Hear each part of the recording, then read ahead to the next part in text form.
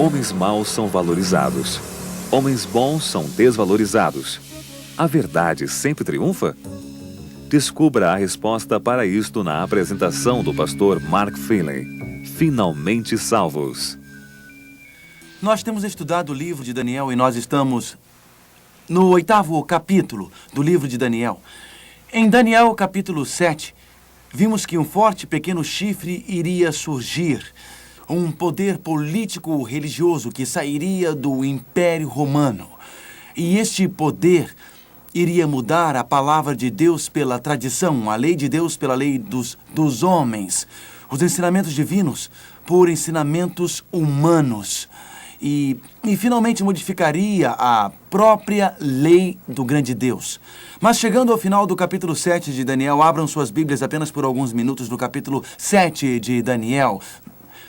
Daniel, capítulo 7, versos 26 e 27.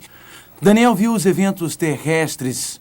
Algumas vezes seria bom esquecermos o que acontece ao nosso redor para pensar sobre o que acontece acima de nós. Seria bom esquecer os problemas, provações, dificuldades e tristezas da terra e olharmos através da fé para o trono de Deus. Daniel, capítulo 7, versos 26 e 27. Mas depois se assentará o tribunal para lhe tirar o domínio, para o destruir e o consumir até o fim. O reino e o domínio e a majestade dos reinos debaixo de todo o céu serão dados ao povo dos santos do Altíssimo.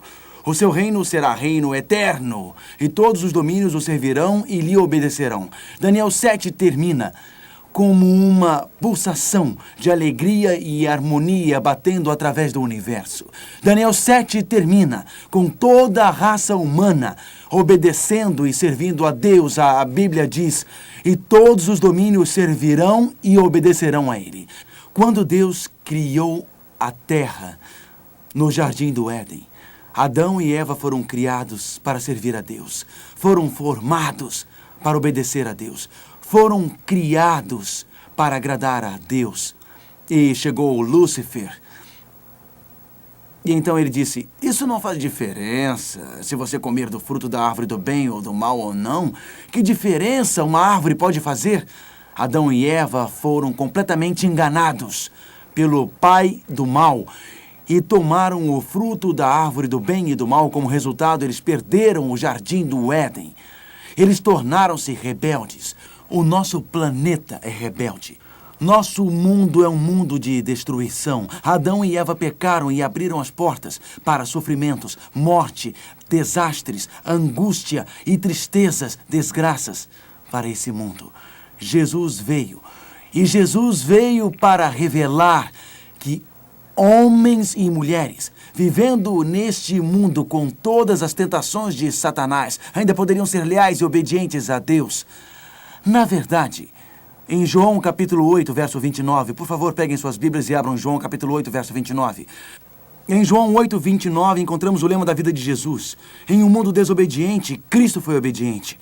Em um mundo rebelde, Cristo foi leal. E no conflito entre o bem e o mal, isto seria dito por Jesus em João 8, 29, a essência da vida de Cristo. E aquele que me enviou está comigo e não me deixou só, porque eu faço sempre o que lhe agrada. Jesus colocou em seu coração que ele queria honrar seu Pai. Em Daniel capítulo 7 nos diz que um dia o universo inteiro irá adorar a Deus novamente e será obediente a Ele. Em Daniel capítulo 8, o conflito intensifica-se. Em Daniel capítulo 8, o profeta focaliza os eventos que irão acontecer no fim dos tempos. Peguem suas Bíblias e abram no 8º capítulo do livro de Daniel. Daniel capítulo 8. O conflito aumenta. Mais uma vez, Deus nos situa. Mais uma vez, Ele antecede os eventos do fim dos tempos para nos localizar no tempo. Abram em Daniel, capítulo 8.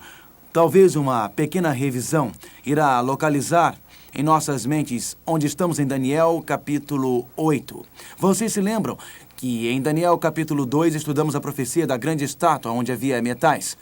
Em Daniel, capítulo 2, nós vimos o grande desafio político. Babilônia, Medo-Pérsia, Grécia, Roma desafiam o império de Deus. Em Daniel, capítulo 2, Deus é mostrado como o verdadeiro governador do universo. A rocha destrói a imagem e o reino de Deus triunfa. Então, em Daniel, capítulo 2, Deus está dizendo para nós: se vocês querem ser cidadãos de um reino que dura para sempre, sigam-me. Meu reino sobreviverá. Em Daniel capítulo 7, bestas violentas e agressivas surgiram e um pequeno chifre apareceu. Existe um desafio político-religioso. Aqui o desafio é na adoração e na obediência. Aqui Deus diz: se vocês quiserem sobreviver, minha verdade sobreviverá, minha palavra sobreviverá. E Deus nos leva a obedecer a Ele.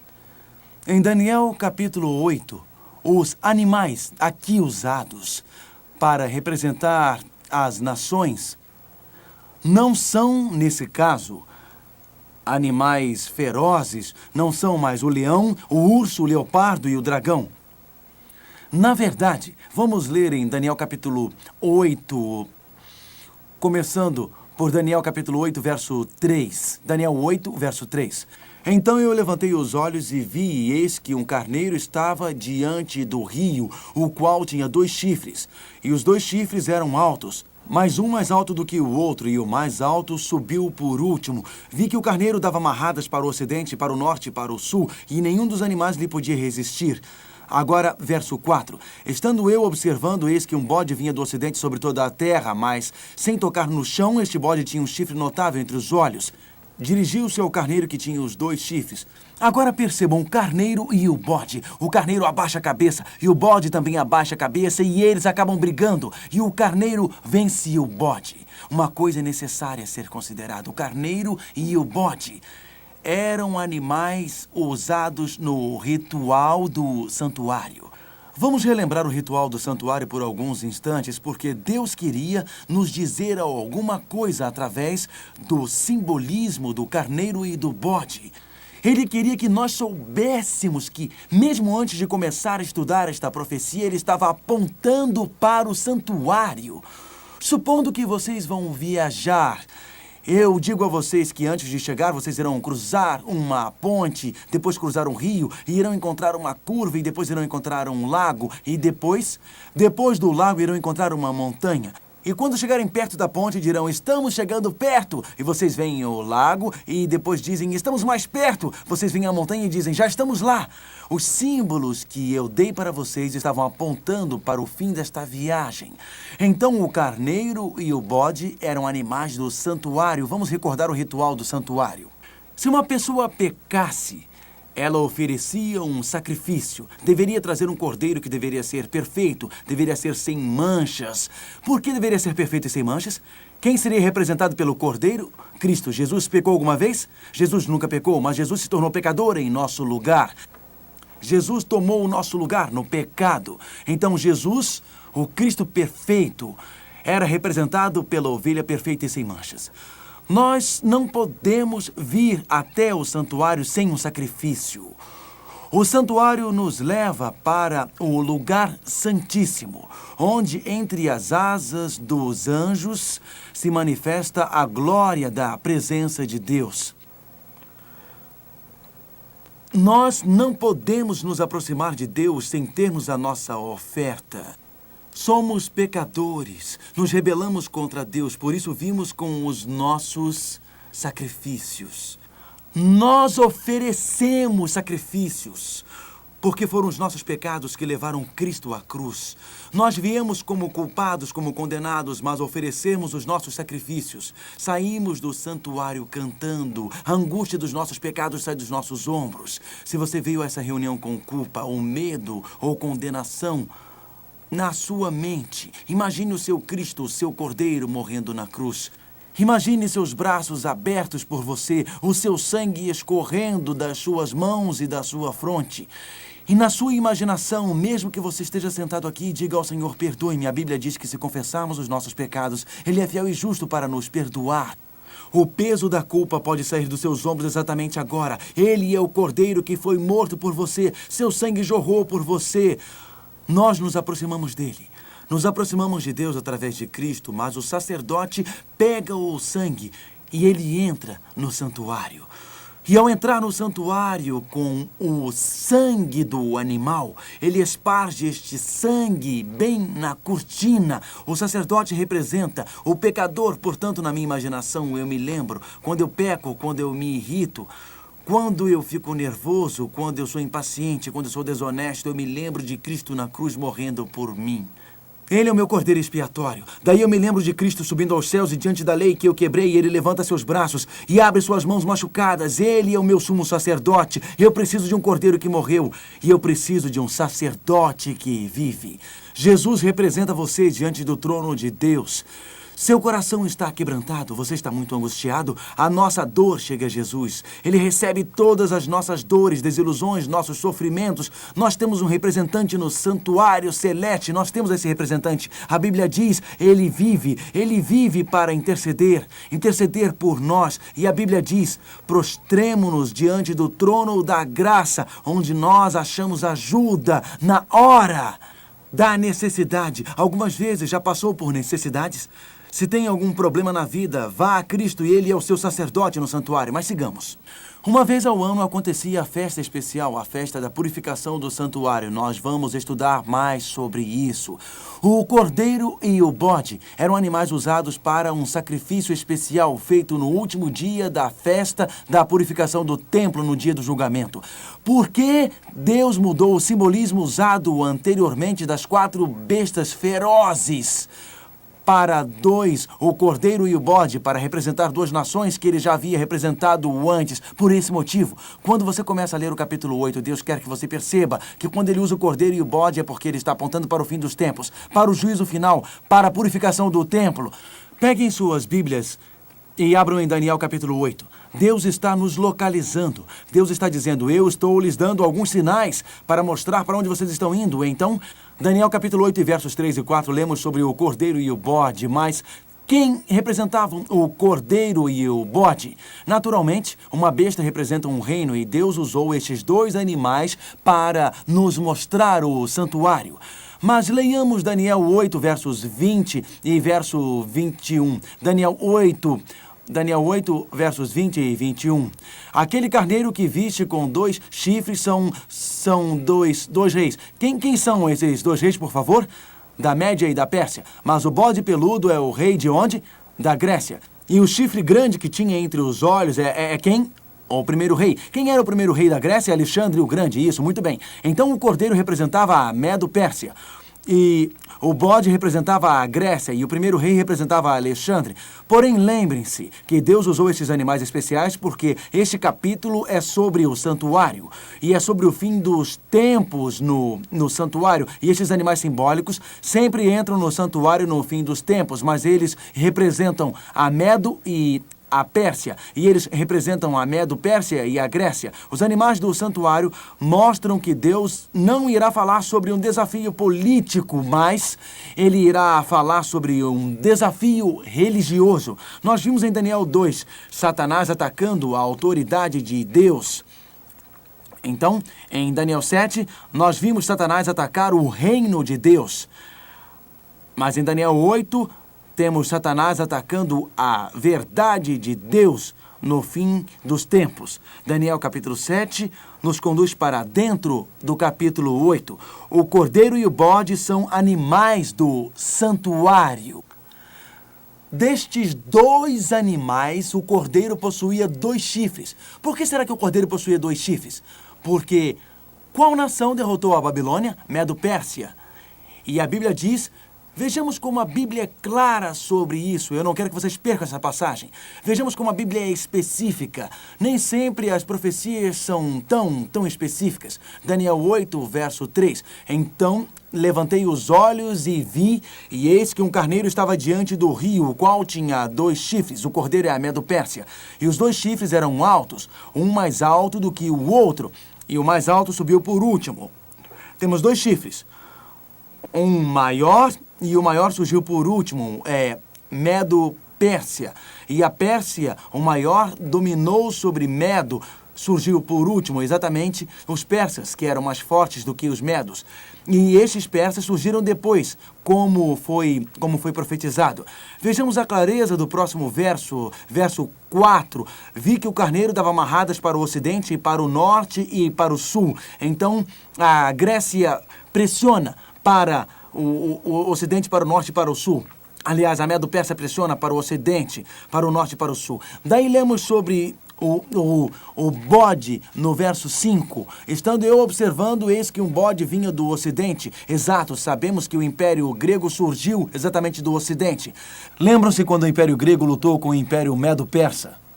Sobre toda a terra, mas sem tocar no chão. E aquele bode tinha um chifre notável entre os olhos, Alexandre o Grande. Dirigiu-se ao carneiro que tinha 2 chifres, Medo-Persa, ao qual eu tinha visto diante do rio, e correu contra ele no furor da sua força. Exatamente o que aconteceu quando a Grécia derrotou a Medo-Persa.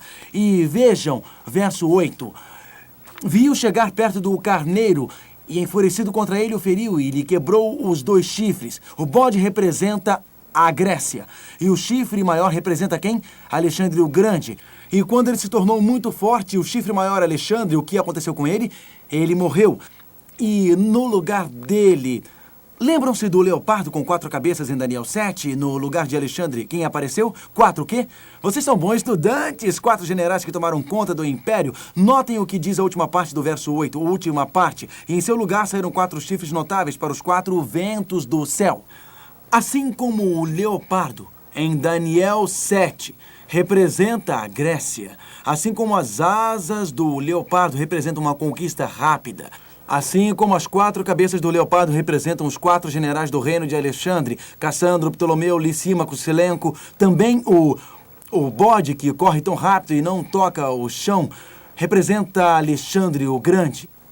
E os 4 chifres representam os 4 generais. Quando o grande chifre foi destruído, notem que um destes chifres, vejam, uma destas 4 divisões da Grécia tornou-se automaticamente a líder do império.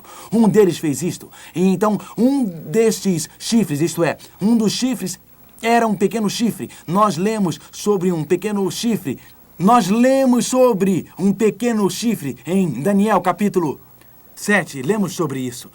Um pequeno chifre que surgiu após Roma, e agora lemos novamente que uma das divisões da Grécia, de uma divisão na região do ocidente europeu, surgiu um pequeno chifre, Roma pagã. Vejam como é interessante. Verso 9. De um dos chifres saiu um chifre pequeno e se tornou muito forte para o sul, para o Oriente e para a Terra Gloriosa. Portanto, a Roma pagã começou a crescer para o sul. E então Roma pagã, o governo de Roma, abre caminho para um poder político religioso em Roma. E o que acontece no verso 9 é um crescimento horizontal. O Império Romano está se espalhando pela Europa. Mas o verso 10 diz, engrandeceu-se até o exército do céu. Este não é um poder político, mas um poder religioso que toca ao céu. E alguns do exército e das estrelas lançou por terra e os pisou. Vamos ao verso 11. Sim, engrandeceu-se até o príncipe do exército. Quem é o príncipe do exército? Quem é ele? Jesus Cristo. Então, este poder engrandeceu-se até o príncipe do exército. Mantenha em Daniel 8. Vamos sair um pouco de Daniel 8. Mantenha o dedo aí e vamos a 2 Tessalonicenses. Ele se engrandeceu até o príncipe dos exércitos. Lembram-se o que nós lemos no capítulo 7 de Daniel? Nós lemos no capítulo 7 de Daniel, nós lemos que haveria um distanciamento da verdade. Gostaria que pegassem suas Bíblias e abrissem 2 Tessalonicenses e olhassem no capítulo 2, versos 3 e 4. Acabamos de ler em Daniel que este poder político-religioso que surgiu em Daniel 7 iria engrandecer-se ao príncipe do exército, iria engrandecer-se a si mesmo. Agora vejamos 2 Tessalonicenses capítulo 2, versos 3 e 4. Vamos ler aqui nesta passagem: ninguém de nenhum modo vos engane, porque isto não acontecerá sem que primeiro venha a apostasia, e seja revelado o homem da iniquidade, o filho da perdição. Sabe o significado da palavra perdição? Significa que ele é um traidor. Ele traiu a verdade, ele estabeleceu as suas próprias palavras como sendo a verdade. Agora, verso 4. O qual se opõe e se levanta contra tudo que se chama Deus, ou objeto de culto, a ponto de assentar-se no santuário de Deus, ostentando-se como se fosse o próprio Deus. Então, segundo Daniel 7, haveria um poder político-religioso que teria um líder que reclamaria os privilégios e as prerrogativas de Deus. Um deles, em Daniel 7, procuraria mudar a lei de Deus. E Daniel 7 descreve uma apostasia ou um abandono da verdade da palavra de Deus. Daniel 8 continua com o mesmo tema. Já que estamos no Novo Testamento, vamos ler em Atos, porque eu quero que vocês vejam que em todo o Novo Testamento existia uma grande preocupação dos apóstolos com este acontecimento e grande aviso contra isso. Eles apelavam para que todos fossem fiéis às Escrituras. Eles dariam a sua própria vida para serem fiéis às Escrituras. Os apóstolos apelavam para todos serem obedientes a Deus. Atos capítulo 20, verso 28. Atos capítulo 20, verso 28. Leremos Atos capítulo 20, verso 28. Atendei por vós. É o apóstolo Paulo falando, e por todo o rebanho sobre o qual o Espírito Santo vos constituiu bispos para pastoreardes a igreja de Deus, a qual ele comprou com o seu próprio sangue. Vamos agora ao verso 29. Eu sei que depois da minha partida entre vós penetrarão lobos vorazes que não pouparão o rebanho. Então Paulo diz, depois que eu morrer, haverá uma grande perseguição. E é que dentre vós mesmos, ele está falando para os discípulos, para os líderes religiosos, e que dentre vós mesmos se levantarão homens falando coisas pervertidas. O que significam coisas perversas? Qual é o significado da palavra perversa? Qual é mentira ou falsidade? Para arrastar os discípulos atrás deles. Portanto, vigiai, lembrando-vos, o apóstolo Paulo disse exatamente a mesma coisa que Daniel disse no começo do cristianismo. Líderes religiosos surgirão. Eles poderão ser verdadeiros líderes religiosos. Eles poderão converter os pagãos, mas eles aceitarão ideias pagãs no cristianismo. Formas pagãs de adoração dentro do cristianismo. Haverá um abandono da Bíblia. Por isso Paulo diz, lembrem-se, voltem para a Bíblia. Voltem para a palavra de Deus. Voltem para a verdade de Deus. Voltem a obedecer a Deus. Sim, Daniel capítulo 8 focaliza estes últimos dias. O cordeiro, Medo, Pérsia. O bode, Grécia. Os 4 chifres, os 4 generais de Alexandre o Grande. O pequeno chifre que cresce e se torna extremamente importante, Roma pagã. Ele cresceu geograficamente através de toda a Europa. Este pequeno chifre destruiu o exército celeste, lançou a verdade por terra e ele ataca a verdade de Deus. Ele ataca o povo de Deus. Então a Bíblia diz que aquela verdade que fora destruída iria finalmente ser completamente restaurada. Peguem suas Bíblias e abram em Daniel capítulo 8 e leiamos, por favor, os versos 12, 13 e 14. Daniel capítulo 8. Sim, a verdade seria restaurada. Sim, as tradições espalhadas pela terra seriam derrotadas pela luz da verdade divina. Esta luz destruiria a escuridão. Daniel capítulo 8, verso 12 em diante. O exército lhe foi entregue, este era o pequeno chifre, com o sacrifício contínuo por causa das transgressões. E deitou por terra a verdade, e o que fez prosperou. Depois ouvi um santo que falava e disse, outro santo, aquele que falava, até quando durará a visão do costumado sacrifício e da transgressão assoladora, visão na qual era entregue o santuário e o exército a fim de serem pisados? Até quanto? Por quanto tempo o santuário divino seria lançado por terra? Um poder político, religioso iria crescer. Ele iria destruir a verdade sobre Jesus e o sacrifício. Todos os tipos de intercessores seriam criados ao invés de Jesus. Todos os tipos de penitências seriam criadas ao invés de Jesus. Ao invés de Jesus, a ovelha sacrificada, ao invés da graça de Deus, a verdade sobre o santuário, o sangue de Cristo no Cordeiro seriam lançados por terra.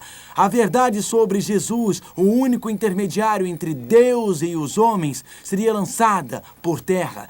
A verdade sobre Jesus, o nosso sumo sacerdote, sendo o único sacerdote que poderia perdoar os nossos pecados, seria lançada por terra. A verdade sobre a lei divina, que mostra o caminho para homens e mulheres para retornarem a obedecer a Deus, seria lançada por terra pelas tradições humanas. Em Daniel 8 e verso 13, vemos dois santos no céu. Dois santos no céu. Frequentemente na Bíblia, santo significa crente na terra, ou algumas vezes a palavra santo, quando referindo-se ao céu, significa seres angelicais.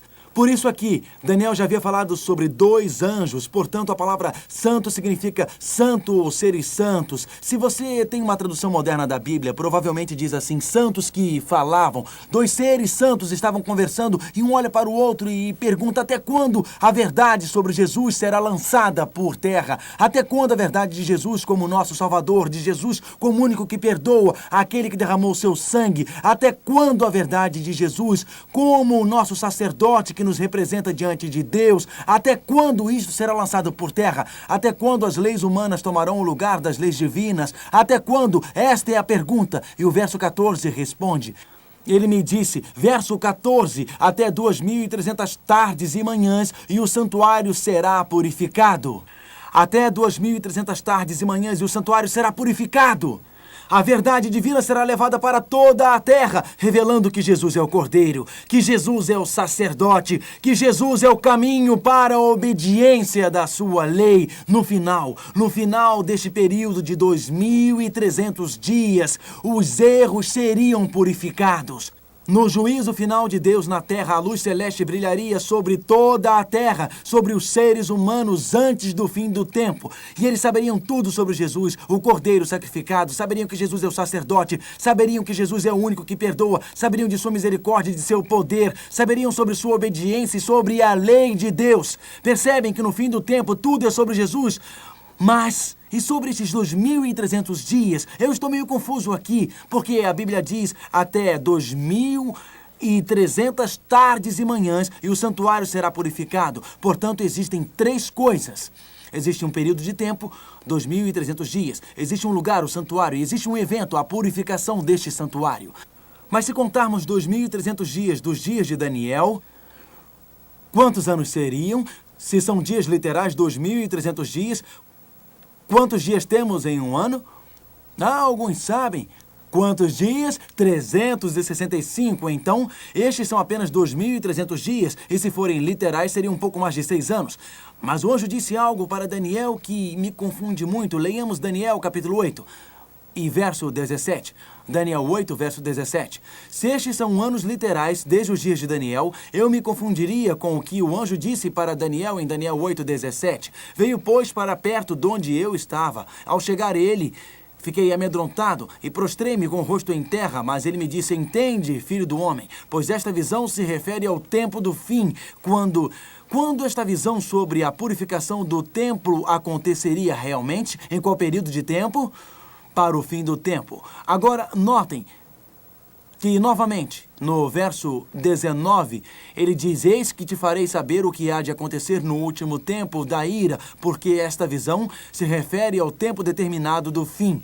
Então, este período de 2.300 dias acaba quando o tempo do fim começa, e no fim do tempo a verdade de Deus será restaurada. Portanto, estes não são 2.300 dias literais. Eles têm que ser algo mais. Então, aqui em Ezequiel 4, 6 diz, leiam comigo, por favor. 40 dias te dei cada dia por um ano. Segundo a Bíblia, um dia profético é igual a um ano literal, não é? Isso. Então, em profecia bíblica, um dia representa um ano. Então, 2.300 dias representam o quê? 2.300 anos.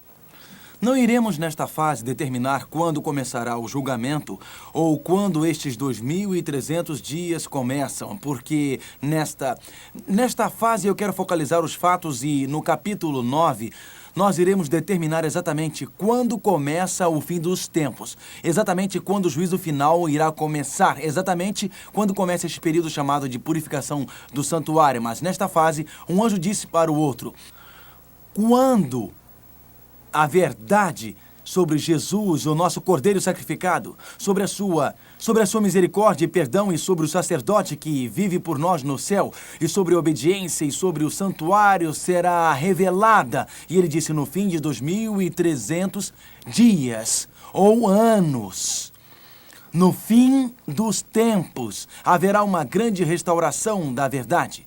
Mas mesmo assim, não é só um período de tempo que é mencionado aqui, mas também um evento. Os 2.300 anos desde o tempo de Daniel nos leva ao final dos tempos. Mas existe um evento, e este é chamado a purificação do santuário. Lembram-se que na nossa última lição, a Bíblia fala de dois santuários. O santuário terrestre construído por Moisés, parecido com a maquete que temos aqui, e o santuário celeste, o verdadeiro santuário.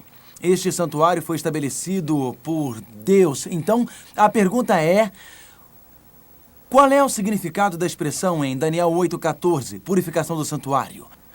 Cada dia, ovelhas eram sacrificadas no pátio do santuário. Cada dia, pecadores vinham ao pátio para sacrificar animais. Cada dia, o sangue dos animais era levado para o lugar santo, a primeira parte do santuário. Mas apenas uma vez por ano, o sumo sacerdote entrava no lugar santíssimo do santuário. E ele fazia isso no último dia do ano dos judeus, chamado Yom Kippur. Este era um dia muito especial. Prestem atenção. Cada parte do santuário representa alguma coisa sobre Jesus. O cordeiro sacrificado no pátio representava Jesus morto. Fora do santuário celeste, se quiserem, no pátio deste mundo. E então, após a morte de Jesus no pátio deste mundo, como o nosso cordeiro expiatório, ele subiu até ao santuário celeste como nosso sacerdote, porque Jesus é o cordeiro sacrificado e é o sacerdote que vive. Na Bíblia, uma vez por ano, o sumo sacerdote se apresentava perante a presença de Deus, diante da Arca do Concerto. Ali, diante da presença de Deus, no final do ano judeu, o povo se reunia para examinar pela última vez os seus corações, para a última purificação da alma, para um último comprometimento com a lealdade e a obediência. Continuem marcando as suas Bíblias, porque tudo o que precisamos fazer para entender o santuário celeste é entender o santuário terrestre. Cristo morreu no pátio 2.000 anos atrás, quando uma cruz foi colocada no Monte Gólgota. Então Jesus subiu ao céu como o nosso sacerdote, na presença de Deus. E então, a Bíblia diz, pai e filho começaram um trabalho especial chamado purificação do santuário ou julgamento dos últimos dias. O que acontecia no santuário terrestre durante o período da purificação do santuário? Abram suas Bíblias em Levíticos. Nós iremos ler o livro de Levíticos, começando com Levíticos capítulo 16. Este é o último dia do ano judeu, chamado Yom Kippur, o dia da expiação.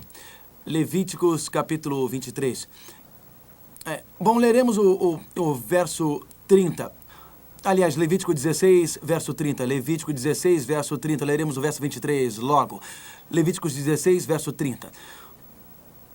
Porque naquele dia se fará expiação por vós para purificar-vos, e sereis purificados de todos os vossos pecados perante o Senhor. Este era o último dia do ano judeu. Este era um dia especial, o dia do juízo. Vejamos Levíticos capítulo 23. Todo o povo de Israel era chamado perante Deus. Todo o povo de Israel era chamado para examinar seus corações perante Deus. Todo o povo de Israel era chamado a apresentar-se limpo perante Deus. Notem Levíticos 23, verso 29. Começando com o verso 28 e daí o 29, Levítico 23, 28 e 29. Nesse mesmo dia nenhuma obra fareis, porque é o dia da expiação. E o que significa expiação? Bom, esta palavra significa com Deus. São 3 palavras que significam reconciliação do homem com Deus. Então preste atenção. A cada dia, pecadores vinham oferecer sacrifício, simbolizando o perdão de seus pecados. A cada dia, o sacerdote entrava no santuário, levando o sangue do cordeiro, e ele entrava representando a pessoa. Sim, os seus pecados eram perdoados. A cada dia, as pessoas vinham desencorajadas e deprimidas por sua culpa, mas iam embora, sentindo-se livres, tranquilas, felizes e perdoadas.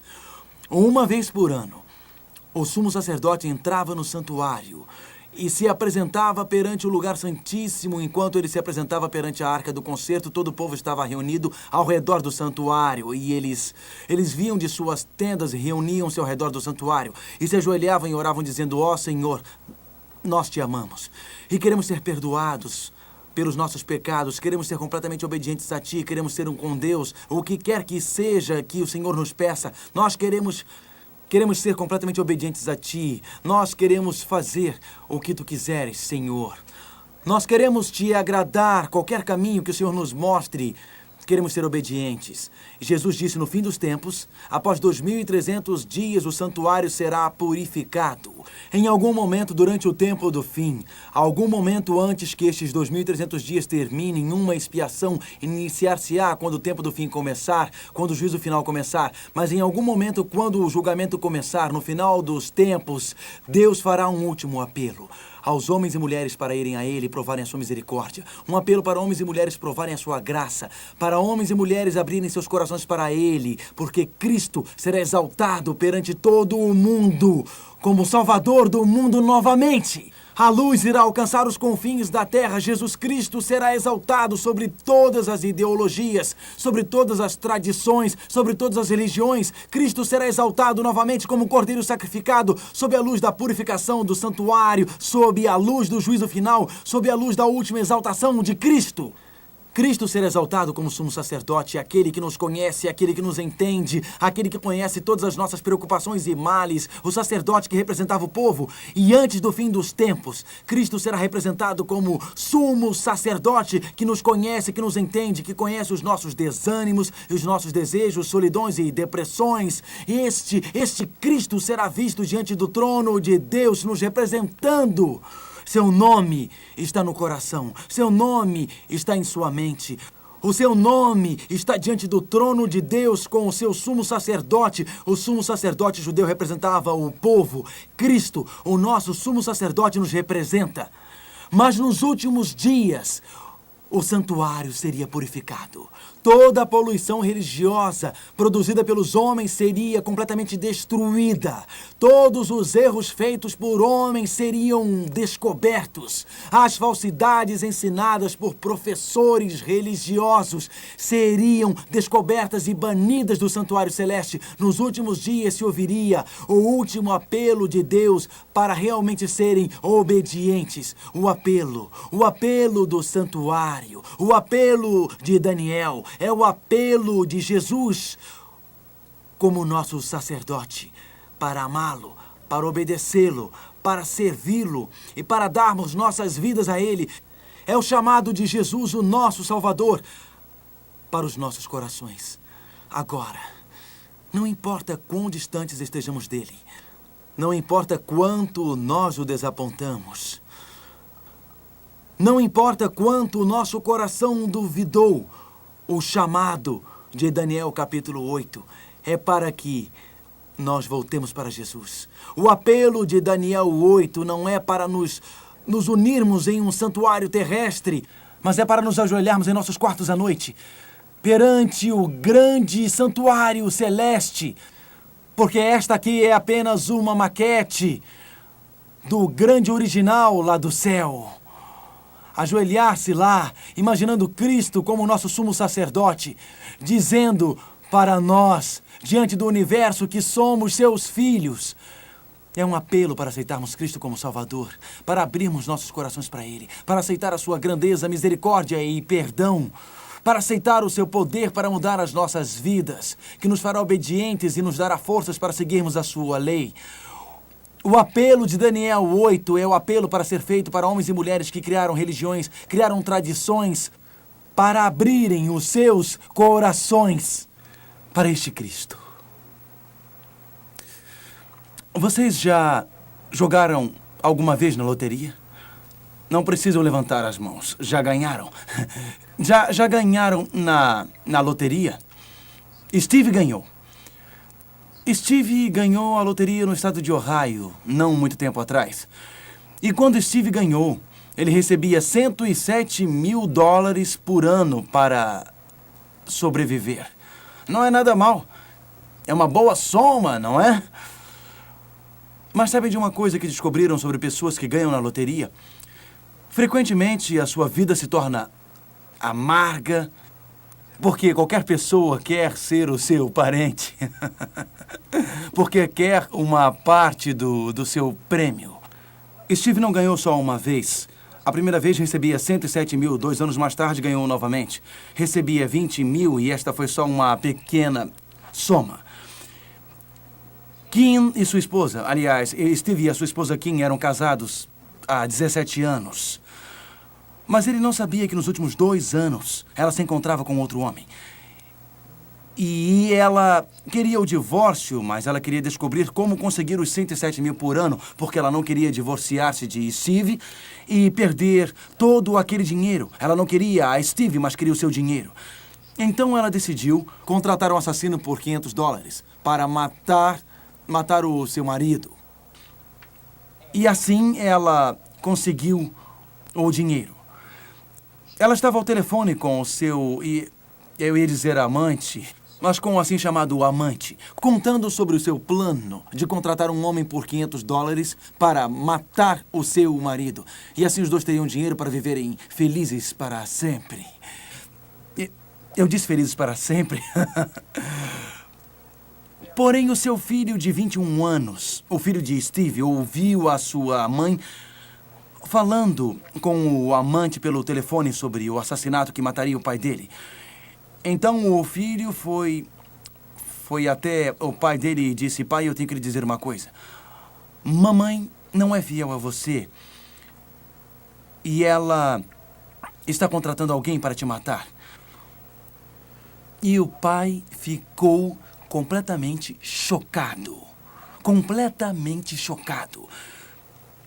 Ele foi à polícia e os denunciou, porque ele sabia os detalhes da história. E a polícia seguiu Kim quando ela deu $500 para o assassino. E a prendeu em flagrante. E ela foi para a prisão. E Steve começou a pensar: eu não vou desistir do meu casamento após 17 anos. Existem muitas coisas que nos mantêm unidos. Então ele começou a visitar a sua esposa lá na prisão. Após um período de 3 meses, um novo amor surgiu em seu coração por ela. E quando ela viu a fidelidade e lealdade, ela se comoveu e ela chorou muito lá em sua cela. Ele retirou as queixas contra ela. Ele retirou todas as queixas contra ela. E hoje ele tem um casamento feliz. O amor quebra os nossos corações. Não existe nada que aquela mulher não faça para Steve hoje em dia. Nadinha. Porque, de alguma forma, ele conseguiu amar. E quando eu olho para o santuário, eu vejo amor. Eu vejo o amor em um cordeiro morrendo, em Cristo morrendo por mim. Eu vejo o amor no sacerdote que entra no santuário e levanta suas mãos feridas por mim. Eu vejo o amor no final dos tempos, no sumo sacerdote, que apela para obedecê-lo e segui-lo. Satanás odeia esta verdade. Ele quer instituir penitências terrestres e coisas que eu preciso fazer ao invés de ir a Cristo e aceitar o que ele fez. Satanás quer me ensinar e ele diz, olha quanta coisa você precisa fazer para ser salvo. E Deus diz, venha e aceite o Cordeiro e confesse os seus pecados e será salvo pelo sangue de Jesus. Pela graça você é salvo e não por obras. Satanás quer colocar todo tipo de pessoa entre nós e Jesus, sistemas e sacerdotes. Ele fez isso no paganismo, com os sacerdotes terrestres e com alguns tipos de cristianismo, mas existe um só intercessor entre nós e Deus, Jesus Cristo. E Satanás quer que nós abandonemos a lei de Deus. E por isso desenvolveu um sistema religioso voltado para nós. Mas assim como aquela mulher que se comoveu com o amor do seu marido e que hoje deseja fazer somente o que lhe agrada. Também quando os nossos corações forem tocados pelo amor de Deus, não desejaremos fazer mais nada, a não ser agradá-lo e obedecê-lo. E nos últimos dias da nossa história, Deus está nos chamando para amá-lo o suficiente para obedecê-lo. Vamos orar. Pai, nós te agradecemos pelo teu amor. Te agradecemos pelo apelo de Daniel para restaurar a verdade hoje. E para amar-te nestes últimos dias, para obedecer-te, para viver por ti para sempre. E obrigado, querido Jesus, por nos dar a força e a coragem para fazermos isto. Obrigado porque não só nos perdoas, não só és misericordioso, mas porque há poder no sangue de Cristo para fazer de nós um novo homem, uma nova mulher. A força na graça de Cristo que transforma os corações e nos reconstrói novamente. Obrigado por isso, no nome de Jesus. Amém. Poucos minutos são necessários para preparar uma refeição no micro-ondas. As cartas são enviadas por fax e e-mails em poucos segundos. E a velocidade nas estradas aumenta. Nós temos pressa. A próxima apresentação de Mark Finley fala sobre a nossa impaciência e nos lembra que existe alguém que é sempre pontual.